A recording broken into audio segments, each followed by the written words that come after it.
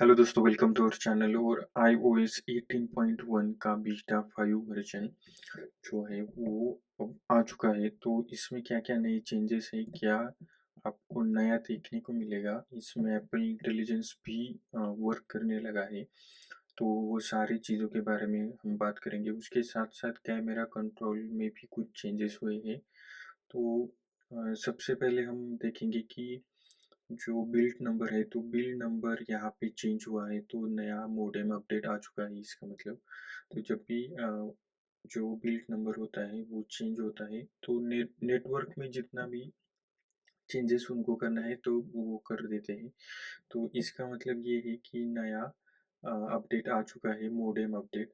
तो उसके बाद हम बात करेंगे कंट्रोल सेंटर में क्या चेंज हुआ है। तो अगर आप कंट्रोल सेंटर में जाते हो, अगर आप नया कुछ भी नए टॉगल भी आए हैं इसमें। तो आप यहाँ पे देख सकते हो कि जो कनेक्टिविटी में पहले क्या होता था कि जो हमारा बेसिक जो स्ट्रक्चर था वही था, लेकिन उसके साथ-साथ अब वाईफ़ाई के लिए भी टॉगल आया है। तो यहाँ अगर आप वाईफ़ाई ऑन या ऑफ करते हो, तो वो ऑन ऑफ होता है कि नहीं हम यहाँ पे देखेंगे। तो मैंने यहाँ से वाईफ़ाई ऑफ कर दिया। अब हम सेटिंग में जाके देखेंगे कि सच में वाईफ़ाई ऑफ हुआ है या नहीं।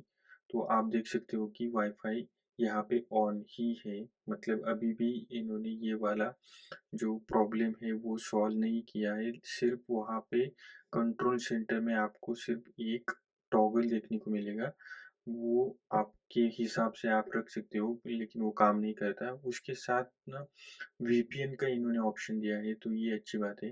तो ये वीपीएन जो है ये ऐड हुआ है इसमें। तो आप ये 2 चेंज यहाँ पे देख सकते हो।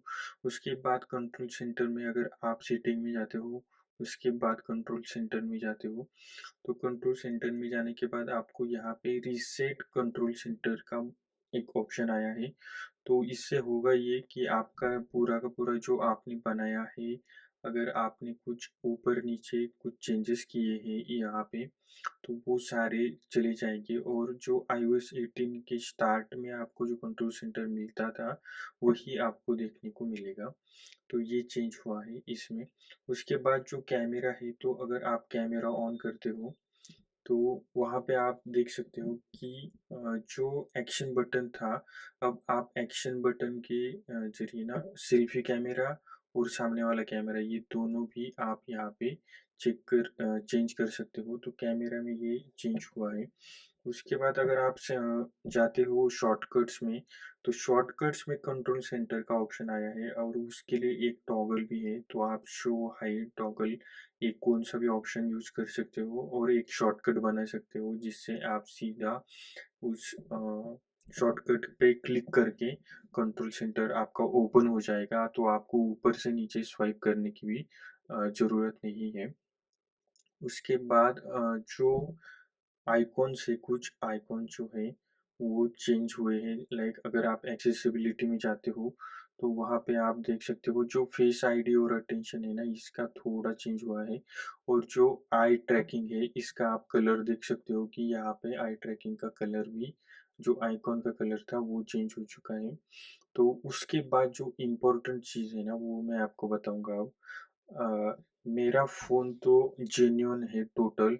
इसके अंदर जितने भी पार्ट हैं, मतलब वो मैंने अभी तक इसमें कुछ प्रॉब्लम नहीं आया है, तो मैंने कोई भी चेंज नहीं किए हैं। लेकिन अगर आप किसी दूसरे से आईफ़ोन खरीदते हो और उसने बाहर से उसकी बैटरी डाली है या फिर डिस्प्ले डाला है, तो आपको यहाँ पे वो पता चलेगा। अगर आप बैटरी सेक्शन में जाओगे, तो यहाँ पे सीधा एक ऑप्शन आएगा कि वहाँ पे लिखा हुआ आएगा कि जो बैटरी है वो जेन्युइन नहीं है, वो एप्पल से सर्टिफ़ाइड बैटरी नहीं है। ये ऑप्शन आपको यहाँ पे दिखाई देगा। उसके साथ अगर आप डिस्प्ले में जाते हो, डिस्प्ले एंड ब्राइटनेस में, तो आपको यहाँ पे सबसे ऊपर ही ऑप्शन में दिखाई देगा एक ऐसा जो अपीयरेंस का ऐसा बड़ा बोल्ड ऑप्शन आएगा कि ये जो डिस्प्ले है ये जेन्युइन नहीं है, ये चेंज किया हुआ है। तो ये काफ़ी अच्छी चीज़ है। जो लोग सेकंड हैंड फ़ोन लेते हैं, तो उनके लिए काफ़ी अच्छी चीज़ है ये। उसके बाद जो वॉलपेपर है, तो आपको वॉलपेपर में कुछ ज़्यादा चेंज नहीं आएगा, लेकिन डिफ़ॉल्ट वॉलपेपर अब चेंज होके iOS 18 का डिफ़ॉल्ट वॉलपेपर आपको देखने को मिलेगा।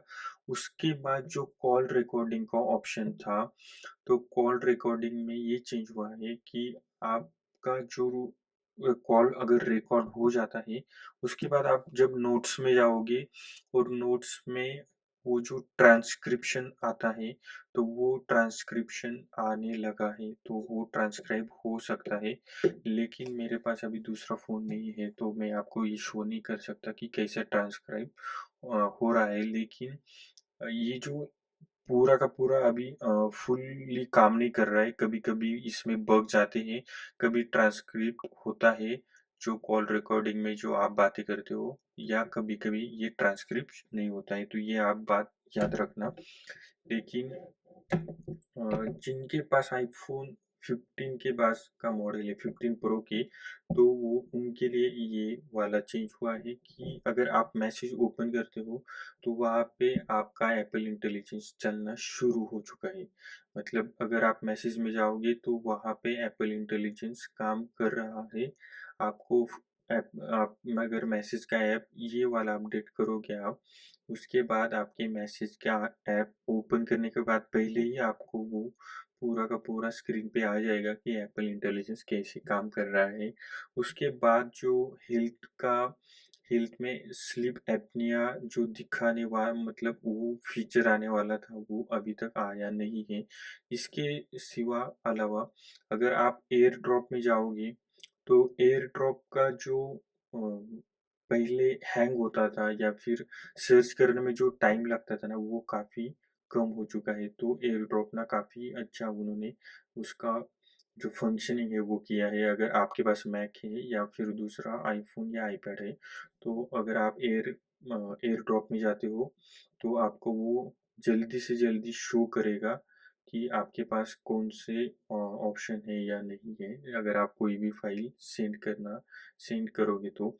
उसके बाद जो एयरपॉड्स का कनेक्टिविटी के लिए टाइम टाइम जो ग्राफिक आता था ना, वो काफ़ी अच्छे से आने लगा है। तो मेरे पास तो एयरपॉड्स नहीं है, लेकिन ये चेंज हुआ है। उसके बाद हमको ये तो जो सीपीयू का बेंचमार्क है, तो आप ये तो ये मैंने जो 2044 वाला था, तो ये वाला बिफोर अपडेट का था। तो ये चेंज होके 1997 हो चुका है। ये बीच वाला जो है ना, ये एक्चुअल में मैंने फ़ोन काफ़ी हीट था तब वो रन किया था, तो ये तो आप इग्नोर कर लो। तो सिंगल कोर का स्कोर लगभग 50 से कम हुआ है, और मल्टी कोर का जो स्कोर है वो 10 से कम हुआ है, तो कुछ ज़्यादा चेंज नहीं हुए हैं, बिल्कुल भी नहीं। और जिन लोगों के पास 15 प्रो मैक्स के बाद 15 या 15 के बाद के मॉडल्स है, तो उनका जो जीपीयू का स्कोर है ना, वो काफ़ी बड़ा है। तो मेरे पास तो 12 है, तो इसमें थोड़ा सा इंक्रीमेंटल चेंज है। लाइक आप यहाँ पे देख सकते हो कि 16828 था, तो 828 से ये कम होके 496 पे गया है। लेकिन ये एप्पल का हमेशा का स्ट्रेटजी है कि पुराने आईफोन का वो थोड़ा सा स्पीड कम कर देते हैं।